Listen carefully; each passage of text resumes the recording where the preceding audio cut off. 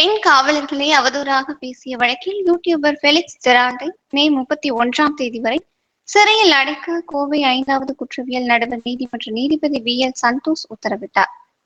ரெட்ஃபிக்ஸ் என்ற பெயரில் டிஜிட்டல் ஊடக நிறுவனம் நடத்தி வரும் ஃபெலிக்ஸ் ஜெரால்ட் கடந்த சில நாட்களுக்கு முன்பு சவுக்கு சங்கரை பேட்டி எடுத்து தனது யூடியூப் பக்கத்தில் வெளியிட்டார். அதில் சவுக்கு சங்கர் பெண் காவலர்கள் குறித்து சர்ச்சைக்குரிய கருத்துக்களை பதிவு செய்த நிலையில் இந்த பேட்டியை எவ்வித தணிக்கையும் இன்றி வெளியிடப்பட்டது.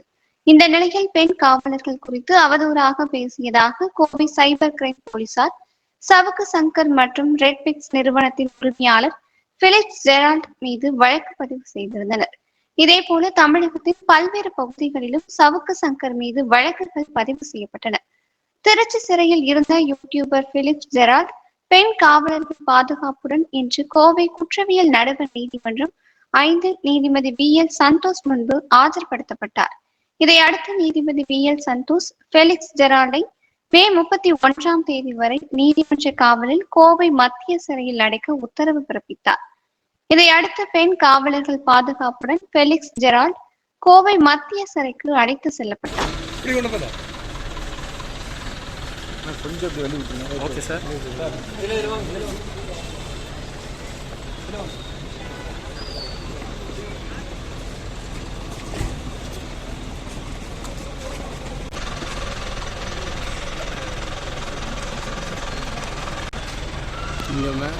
இதில்